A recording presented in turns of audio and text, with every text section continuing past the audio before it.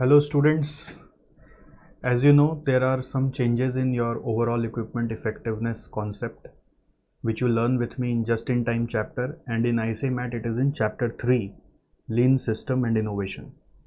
So let me quickly highlight what is the new thing here. First of all, I would say that institute has actually done the correct thing now. Previously they were doing the mistake as per the original concept of calculation to be done in OE. Previously there were mistake, so in this new material they have corrected it. So as you know, overall equipment effectiveness is combination of three ratios: availability, performance and quality. First thing that you must know that there is standard for each of these. Previously we were not studying standard for each of these, so there is a standard norm for each of these: greater than 90%, 95% and 99%. And this standard was recommended by Nakajima. This name also has been given new in this new material. Previously this name was not given, Nakajima name was not given. So what happened in January 21 exam, they referred to this name, that what will be the interpretation in the light of norms suggested by Nakajima. So Nakajima suggested this norm, and if you multiply this 3, you will see that 90 into 95 into 99, it comes around 85%. If you multiply this 3, it comes around 85%, which is the norm for OE, which is given here as 85%, which we consider as world class. All right, now point is, where is the change? First change is this Nakajima name. Second change is the norms for this 3 separate ratios have also come: 90, 95, 99. And now the real change is this formula for availability ratio. Previously what we were doing was, we were taking the net actual time, or we can say actual productive time, divided by, we were doing total available time. This was our previous workings in our previous material, this was given. But now what is given is this one. So now what is given is, operating time is like your actual production time only, but divided by planned production time. So what is planned production time? So planned production time is new thing now, which is, we are saying that it is equal to total available time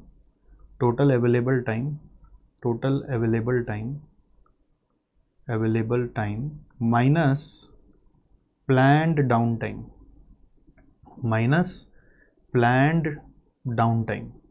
So what are planned downtime? Planned downtime are like normal idle time. For example, it can be lunch break, tea break, something like that.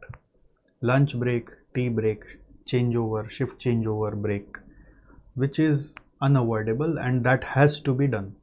Those are planned downtime. All right.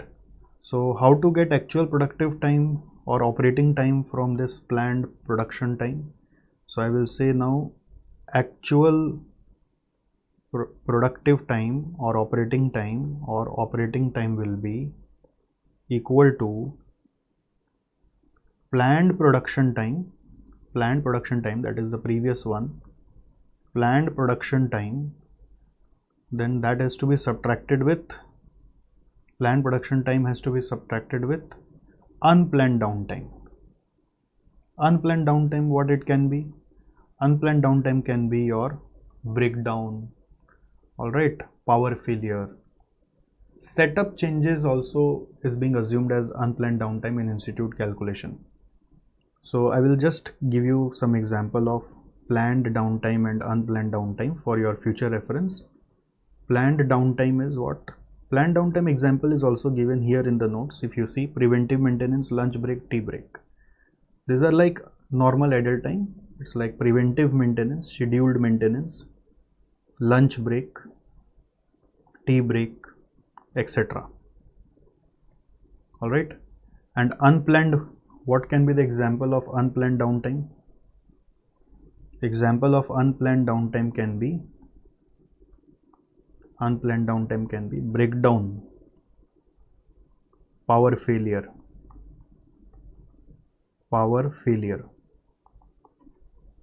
setup changes. Okay, So here just this availability ratio has changed. Okay, the formula will be now operating time, that is the actual time, divided by planned production time. Previously it was actual time divided by total available time. Now you can't take total available time, you will take planned production time. Fact is, this is the correct formula. Now since in our previous institute material this was given, so we were doing this. Now they have corrected it, so we'll have to correct ourselves.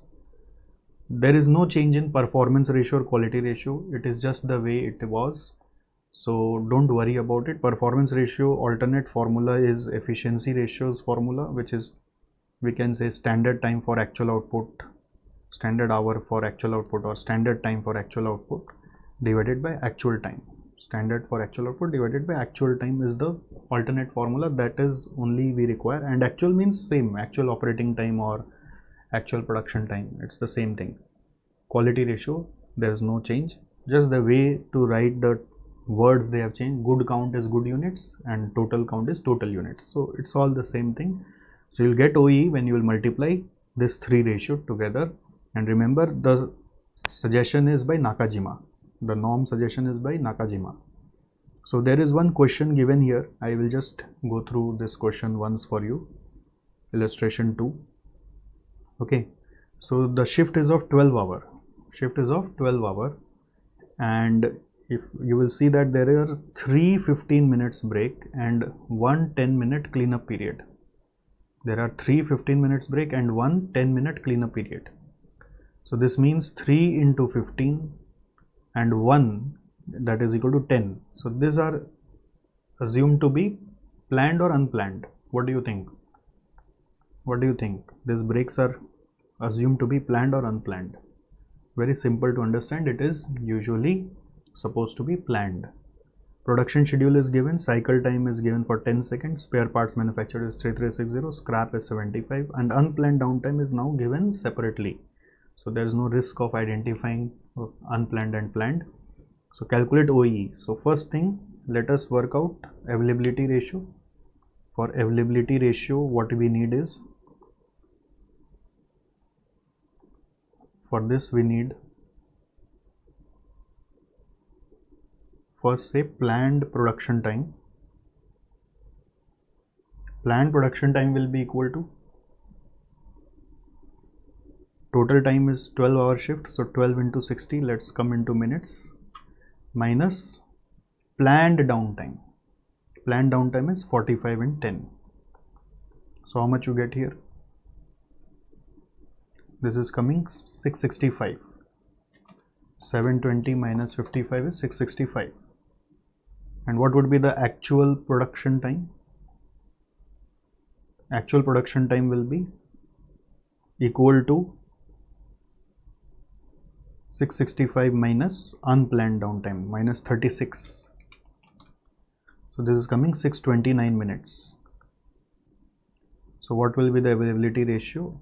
Therefore availability ratio is equal to, divide 629 by 665. In our previous concept we were dividing 629 by 720.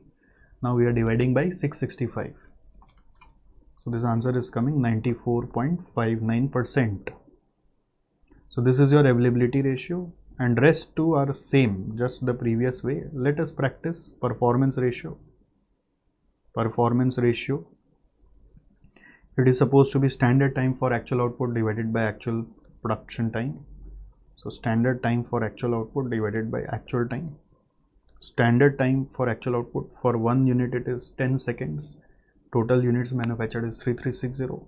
So 3360 into 10 is total seconds, divided by 60 will give you answer in minutes, and actual time is 629. So calculate 3360 divided by 6 divided by 629.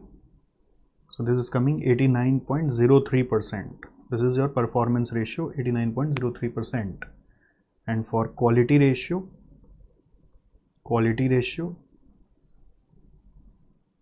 ratio is total parts manufactured is 3360 minus 75 is 3285 divided by 3360. Good units by total units divided by 3360 is equal to 97.99%. 77. So if you multiply this 3, what you will get is OEE. Okay, so this is clear. What is the change now? So there are 2 more sums here in your institute material. There are 2 more sums towards the end of the chapter, which were all the past questions itself. So those 2 also you can refer, question number 4 and 5. So I'm leaving it on you. Here just in question number 4 and 5, you see hours for planned preventive maintenance. It's clearly written planned preventive maintenance. Breakdown will be unplanned. As per solution, setup is unplanned, power failure is unplanned. So setup they are assuming unplanned, okay? Setup changes they are assuming unplanned. And apart from that, lunch break is 30 minutes, other miscellaneous break is 15 minutes. So these 3 are planned only, and these 3 are unplanned. These 3 are unplanned and above 3 are planned. All right. So accordingly, you try yourself, you will be able to do it. And there are 3 questions actually, 4, 5, 6. You should try it. And what I will do, I need to do some corrections in your DJB book, which I provide you usually. So there, these similar sums are there, that same sums like 4, 5, 6. So I want to do that with you first. Similar sums like 4, 5, 6. So here, what are the changes? Let me just quickly do the changes only for you. It's the same question, just a little bit of figures changed. Okay. So here what I am doing is, in note number 2 I am doing some change. You can open the DJB book if you are having right now, and here we will have first unplanned calculation of loss of time. First working will be unplanned loss of time. So these 3 are assumed to be unplanned. All right, and then 1500 is total, so 31.25 is total, and then there will be planned loss of time, downtime or planned downtime. These are lunch break, other break and preventive maintenance. Total of these 3 will be separately taken. So 45 and 40 is equal to 85. Okay, so here the total will be separate total 85. Now availability ratio, first we need to find out planned production time. Planned production time will be equal to, so total time available is 480 minutes. It's an 8-hour shift. If you see the question in institute material, they have given it as 9-hour shift, but here now it is 480. So 480 minus planned downtime. Planned downtime is 85. So this is 395 minutes. And then you have to also take actual production time. Actual production time will be planned production time, which is 395 minus 31.25.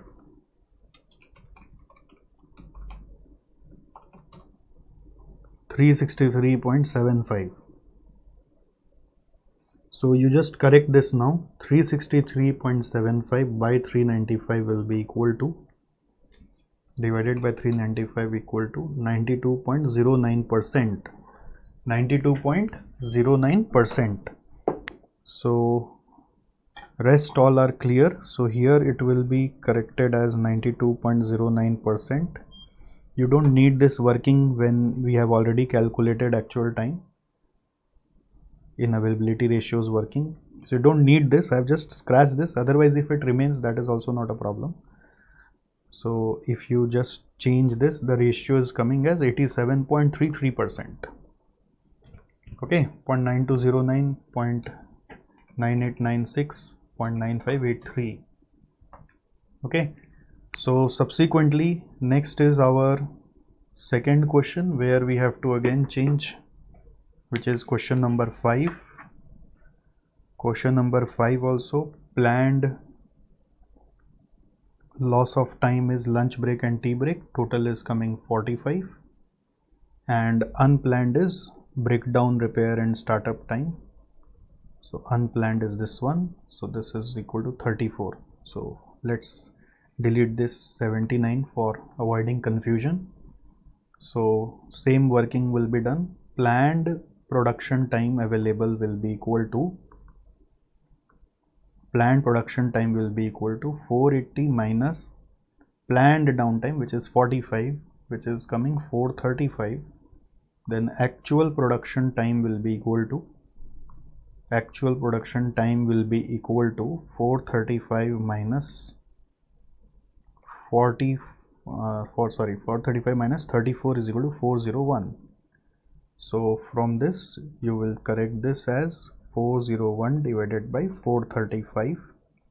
So this will come as 92.18%. Rest all are fine to do. You can delete actual time working because there's no need of keeping it twice, and rest all are good to go. So here this will be corrected as 0.9218 and this will be corrected to 66.09%. 0.9218 into 0.8728 into 0.8214. Alright, there is no change in anything else. And in last question, Hindustan Limited question, here what is happening is, you see the data is given differently here. Total time worked during the month, this will be considered as actual time, actual production time. Alright, and then time lost during the month is given. So what to assume? This is unplanned or planned? In absence of information, we assume it to be unplanned. So what we do is, usually if you refer actual production time is calculated by taking planned production time minus unplanned time lost. Okay, unplanned time lost. So using this, therefore you can say planned production time will be equal to, you can work out by taking 210 plus 28, so that is 238. So this is the only trick here that you need to know. Okay, so assumption to be taken is, since time lost is given, we'll assume all unplanned. That the same thing we do in standard costing also. This same thing we also do in standard costing. Okay, so this formula and all, answer and all are all perfect and correct.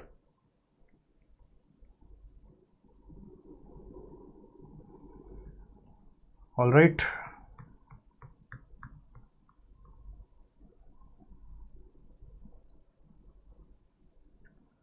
There is one more correction in DJB, which is question number 15 for November 19. If it is not there in your DJB book, you will have to download the supplement from SJC website, and it's the same sum that I have done in your institute math also. Example was the same question only. 12-hour shift is there, then shift has 3 15-minute and 1 10-minute cleanup period. So you can say your planned downtime is 3 into 45 plus 10 is equal to, 3 into 15 is 45 plus 10 is equal to 55 minutes. Okay, and unplanned downtime is already given. So what changes it will bring? Total loss of time to be broken up into planned and unplanned. So planned are this two, so this total will become 55 and this is 36. Unplanned is already given. So using this, you will find out planned production time will be equal to total time available, which is 720 minutes, minus planned downtime, which is 50. So 720 minus 55, 55 is 665, and then actual production time, that will be same, which will be equal to 665 minus 36. Minus 36 is 629. So based on this, this answer will be 629 by 665. This will change to 94.59%. And then after this, rest all same. So here we will change to 94.59, and then the result of this 3 will be 82.33%. Comments are all same.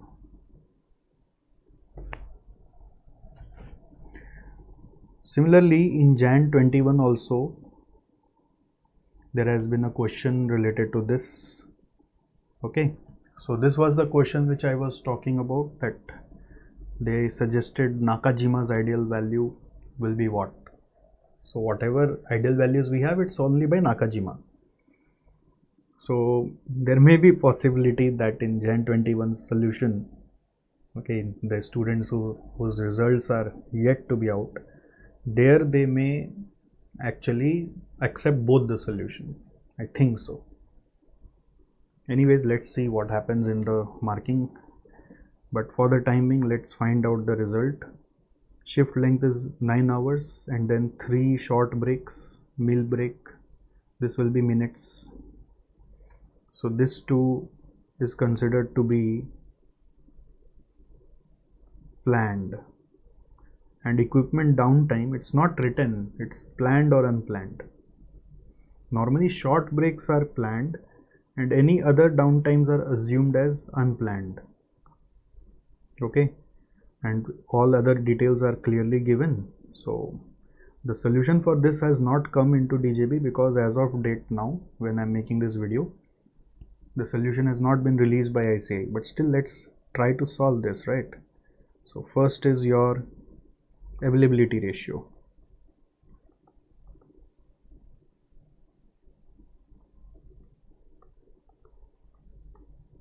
Availability ratio.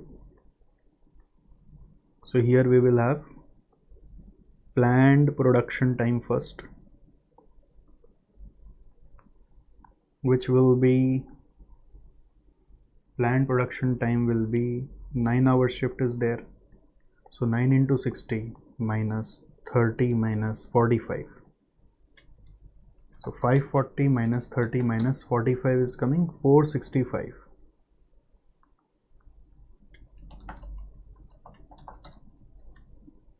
Next, after that,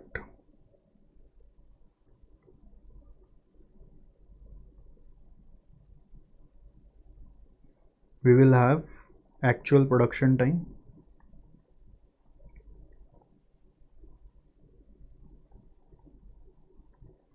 which will be 465 minus unplanned downtime, which we are assuming to be equipment downtime, minus 30. 465 minus 30 is 435.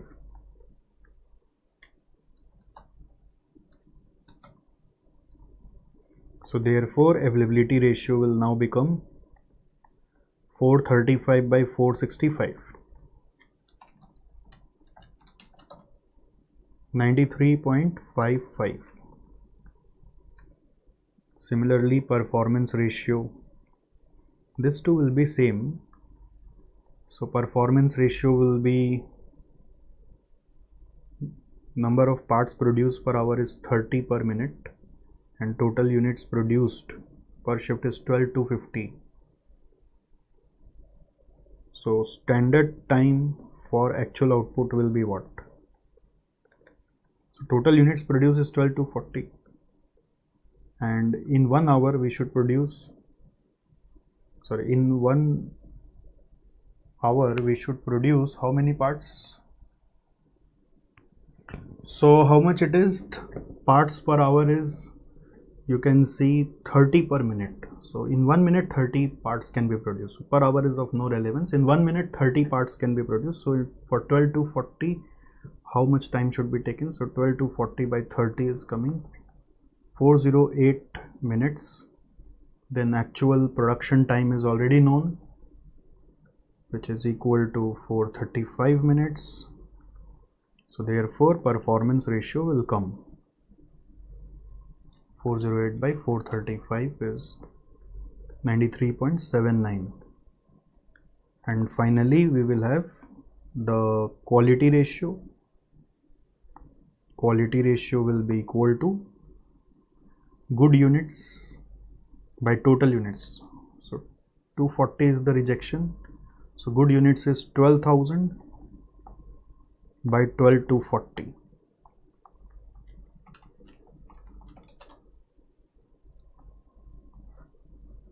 %98.04%.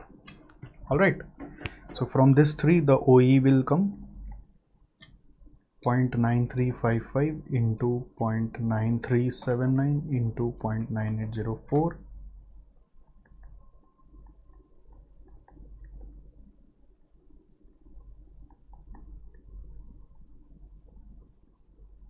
%86.02%.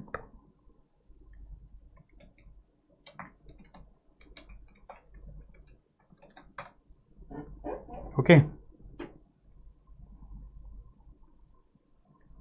So these are 86.02%. So with this, this small session is over. I hope you have understood the difference and updated your notes.